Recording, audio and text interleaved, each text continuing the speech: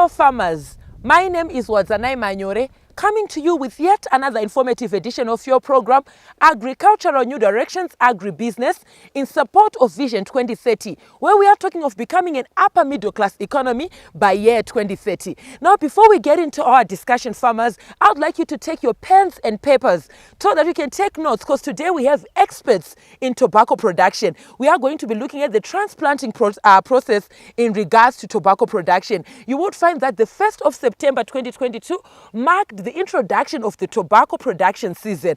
And today we are looking at how it can be transplanted into the main field in regards to those farmers that use irrigation facilities. Today we are going to be looking at how you can transplant, the nitty-gritties in transplanting your tobacco into the main field. Given that that transition is very important, it is very key when it comes to maintaining your quality and your quantity in tobacco production. Stay tuned.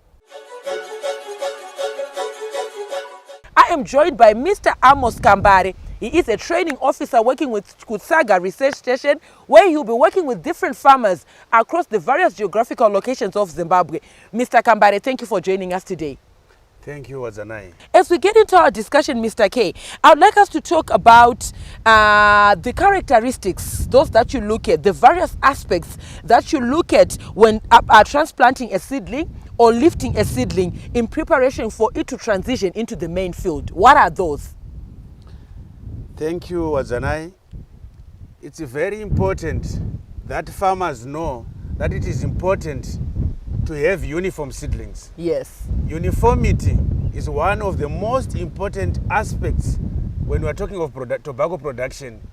So we must transplant uniform seedlings as a rule of thumb.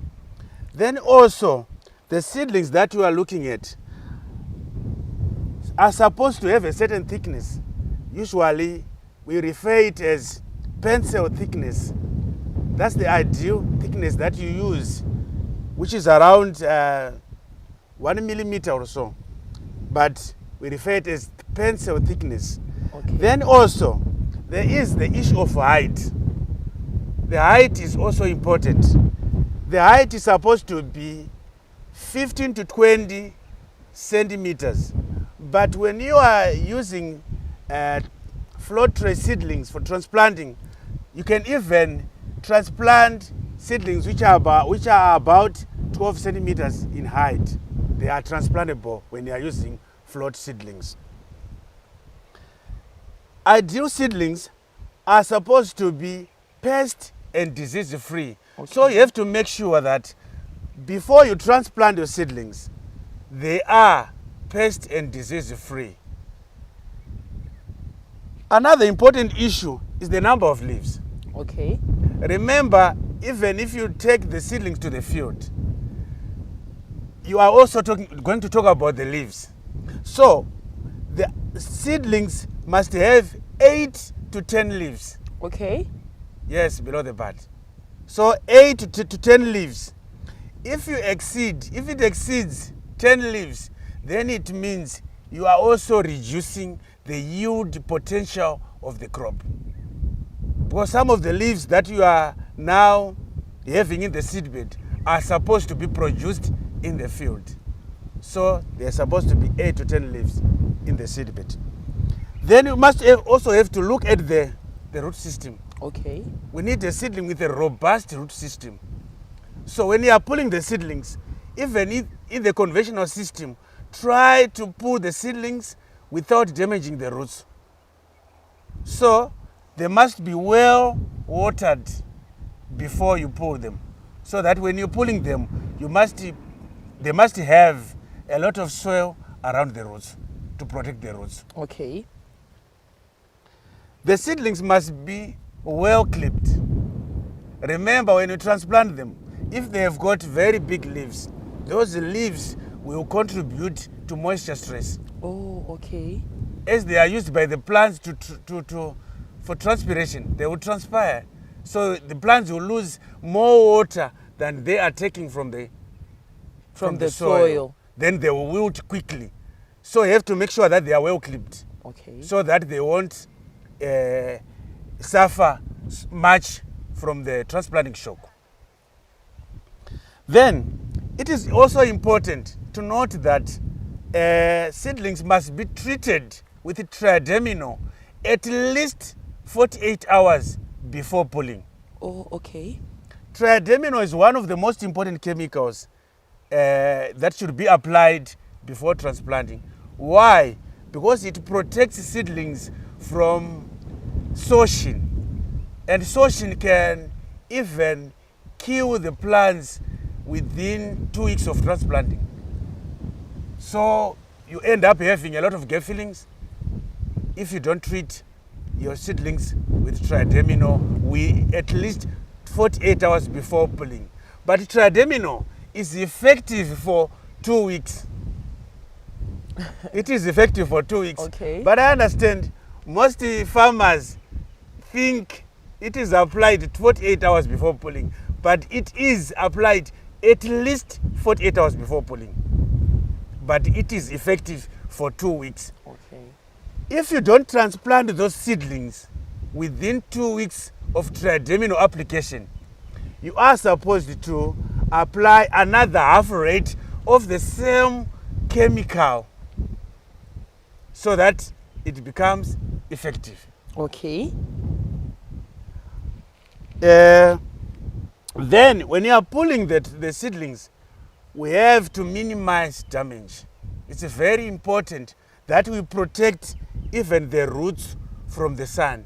So after pulling, you can put the seedlings in a shed when you are waiting for transportation of the seedlings to the field, and try to make sure that they are in the shed so that you do not transplant wilted seedlings. Okay. Mr. K, still on that, the issue of transplanting and pulling out the seeds. I understand that we have farmers who are also using the conventional system of seedbed preparation. At the same time, we are here where we have the float tray system. Are there any differences that you might want to highlight, or any similarities when it comes to the pulling of the seedlings or the transplanting process? There are some differences. Like, the biggest difference is when you are doing float tray system, your seedlings are always floating in water. Yes. So they are always turgid. Okay. Remember? Then when you are in the conventional system, the hardening process also includes moisture stress. So before you put those seedlings, the conventional one, you have to make sure that they are turgid before you put them. Okay. By watering them 2 to 3 days before Transplanting or pulling out. Yes, so that they become turgid. Okay. Before you transplant them. Still on that, Mr. Kambari, you spoke of the issue surrounding turgidity, highlighting that in conventional systems you would find that you have to harden the seeds, the seedling, that is depriving them of water. But here we have seedlings that are floating upon water. So how do you harden the float tray system? How is the hardening process? Hardening process in both systems has got the same Concept. Okay. Hardening needs that nutrient stress. It's but not just water. Water is used to remove the nutrients from the system. Okay. And in the float tray system, when you are hardening, you don't plant the hardening. It's automatic. Okay. Remember, when you are replenishing the water, you are neutralizing or diluting the nutrients. And when you are clipping, you are removing the nutrients which are in the system. So gradually, the plants will lose the nutrients and start to turn their color from that dark green color to light green or palish color. Okay. Now, Mr. Kambamari, Mr. K, the essence of this program is business finance and production economics in tobacco production. You would find that there are high mortality rates that farmers can incur when it comes to the field. How can farmers work looking at handling of the seedlings after pulling them out? How can farmers work, or those factors that farmers need to take cognizance of to protect their seedlings? Because that's the tobacco that we are going to be looking at. How can they reduce mortality rates, aligning it to handling of the seedlings? Yeah, Wadzanai, that's a very good question. But you know, that question comes back to hardening. Okay. Because if you transplant seedlings which has a lot of nutrients in the system, they will require more water in the field. Okay. Because those nutrients require some moisture for them to be utilized by the plant. Okay. So we didn't finish about the conventional system, how to harden. It will turn us back then. Okay, you can right? take it from there. Okay, so when you're hardening the conventional system, in float we said it's automatic. In conventional, it's like before you withdraw your irrigation, you have to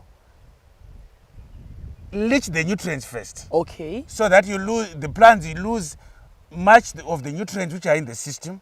And by clipping, you are removing the nutrients which are in the system. And by leaching, you are removing the nutrients from the root zone. Okay, the nutrients become inaccessible to the roots of the plants. Then when you are withdrawing water, because nutrients are absorbed in soluble form, so if we withdraw water, it means the seedlings won't absorb the nutrients. Yes. So that's how the watering part plays a role in the hardening of the conventional system. Okay. So if seedlings are well hardened, they will establish well in the main field. How do you ensure that this seedling is now nitrogen free and ready for transplanting, for planting into the main field? Right. You can test for hardening. Okay. Like this seedling here is staged. Do you agree? Yes, it is. And also the color is light in color, meaning it's no longer having its original color. So you can test by rolling the seedling around your finger. If it doesn't snap, then it means it's well hardened. Okay. This seedling planted with 5 liters of water per station is that 5 liters is enough to keep this seedling alive for 4 to 5 weeks without any irrigation. Okay. Yeah. Thank you so much, Mr. K. There you heard it, viewers. We're talking of hardening of the seedlings. We're going to go on a short commercial break. We'll be right back with this and more in the second segment. Stay tuned.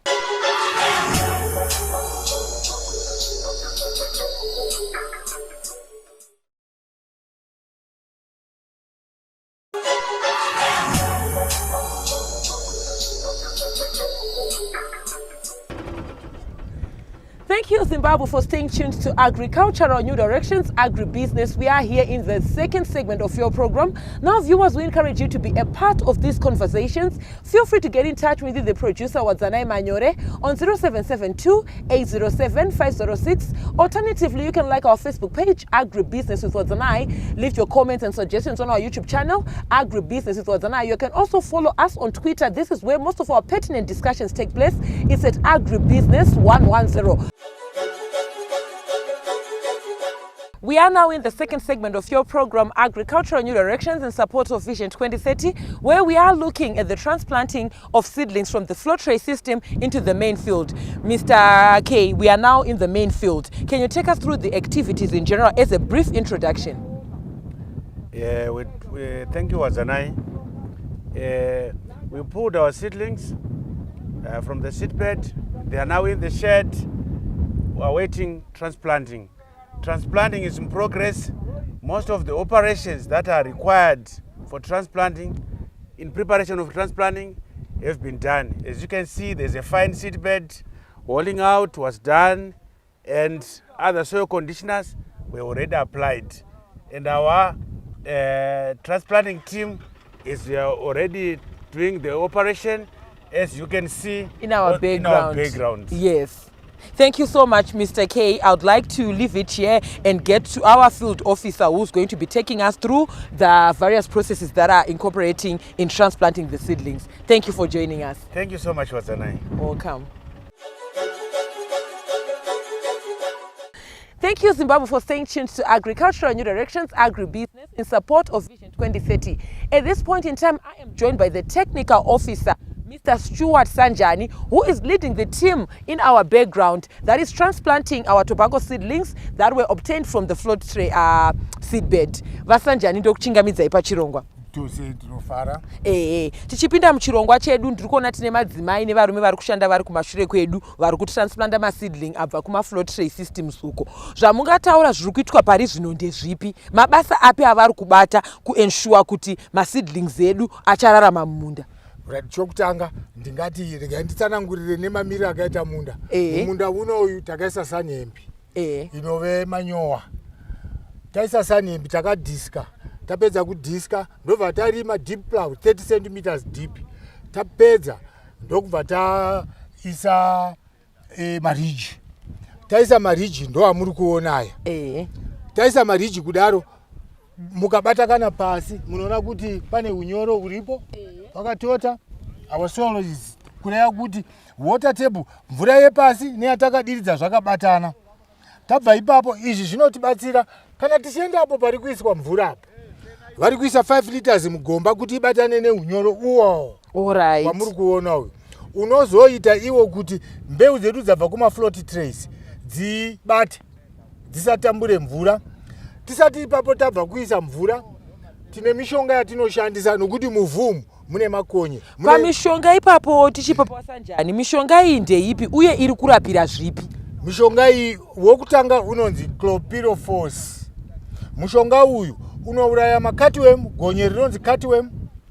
Unouraya rimwe rinonzi stingbug, false wireworm. Unouraya rimwe rinonzi white grub. Alright. Asap. Okay. Pari panyaya dzemafertilizer, makaisa mafertilizer akadi either pagomba pastation kana kuti hekta rose, pari pagomba mamuri kuisa cup nambani yefertilizer ipi? Pari zvino tiri kuisa makapu maviri manamba 16 cup. Alright.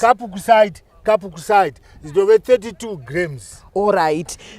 Then pakudyara pamuri kuita ndezvipi zvamuri kutarisa? Ndinonzwisa kuti tine maweita edu vari kufamba kudonhedzera mbeu. Ndezvipi zvavanotarisa kurakidza kuti iyi mbeu yakasvika ine hutano? Ndezvipi zvavari kutarisa? Chinoitika ndechekuti avo vari kudyarawo vari kutarisa utetepa wembeu. Mbeu dzedu dzinofanira kunge dzakareba 12 cm. Kanenge kari katete kupfuura apo vanotora kodzokera kumafloat trays. Alright. Okay. Tinodzorera kumafloat trays. Okay. Mukupendera kwatiri kuita segment redu, ndezvipi zvamungada kutaura? Ndiri kunzwisa kuti muri kushanda netimu iri kumashure. Ndezvipi zvamungada kutaura? Tine varimi vari kupinda mumadiridziro. Imi muri pano paresearch station. Mune hunyanzvi nekuwana mazvikokota pakudyarwa kwefodya iyi. Ndezvipi zvamungataurira varimi vari kumusha, vari kukaroi, vari mumarondera muno, vari munana Brumlum, vari kupinda munyaya dzemadiridziro sezvamuri kuita izvi? Tiri kuti vose vari kutarisira kupinda mufodya yemadiridziro, chokutanga ngavangwarire, ngavagadzire minda yavo nguva ichiripo. Kumadiridziro kunoita kuti murimi ashaine, adade, nokuti ane mvura yekuti adiridze asati aisa gechu. Kunove kuchengetedza unyoro pasi. Tabva ipapo sezvamuri kuona izvi, tiri kutoti isusu zviri kutotiitira dai vamwe varimi vadiki vanga vachiitawo zvinhu zvakangofanana nezvatiri kuita. Mvura ndo musimboti wokuti mvura yemadiridziro ibate ipe gohu rakangwarira. Maita basa Vasanjani nekuya pachirongwa. Tinotenda nemashoko enyechenjedzo kuvarimi vari kunze uko mazvita. Ndatenda neniwo.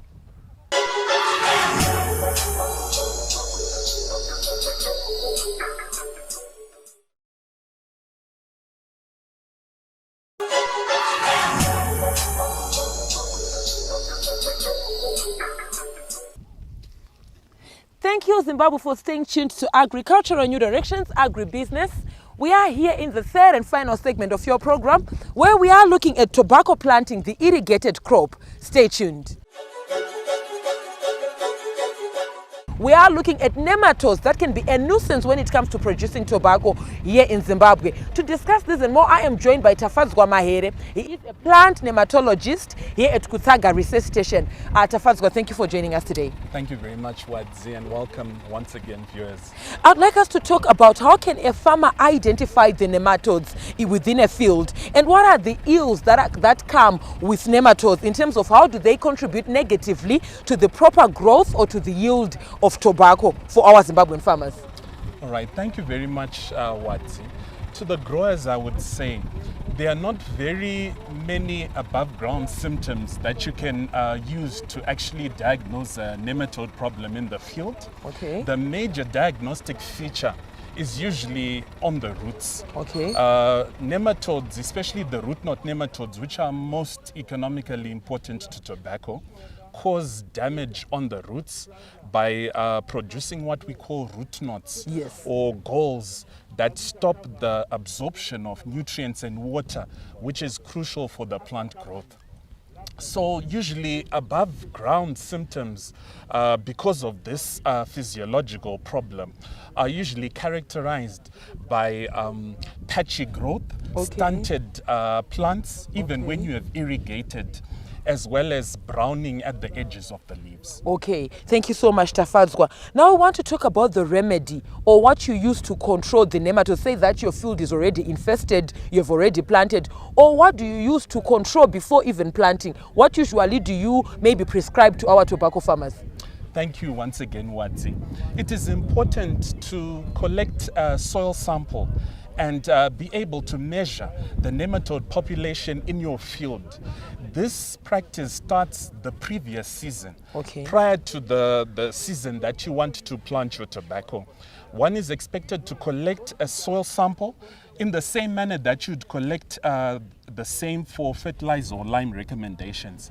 And we as nematologists will then measure through nematode counts, the nematode composition in the soil, and then be able to recommend the appropriate remedy as well as the appropriate variety for being able to maximize growth in the conditions of your field as a grower. Okay, generally, are there any practices that our tobacco farmers might be doing, those that cause the nematodes, or it is a natural occurrence? I understand that given that you're a plant pathologist, a plant nematologist, and I'm also an agronomist, we might know the nitty-gritties of these causes or these diseases. What would you want to say to our Zimbabwean farmers in terms of maybe certain practices that they do that cause these nematodes?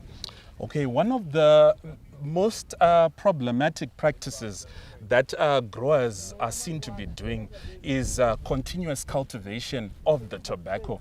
And this is probably because of the low hectages, problem of inadequate land to be able to plant their tobacco and allow for full proper rotations so as to maintain the general health of the soil. In such a case, it is important to use good, suitable relay crops that can suppress nematode populations in the off-season. We have managed to identify a couple of good relay crops that can suppress nematode populations, such as Rhodes grass, especially the GHR1 variety. We also have sun hemp, which is a green manure crop, as well as small grains. These help to suppress the root knot nematode populations in the soil. Thank you so much, Tafadzwa. It was a pleasure having you with us today. Most welcome. Thank you. As you can see, viewers, we are applying water, which is 5 liters per planting station, so that our seedling is sustained for the next 4 to 5 weeks in the main field. From me, your host was Zanai Manyore. I'm also on Instagram. It's a W Manyore. And the crew behind the scenes. Have yourselves a fabulous evening. Thank you for watching.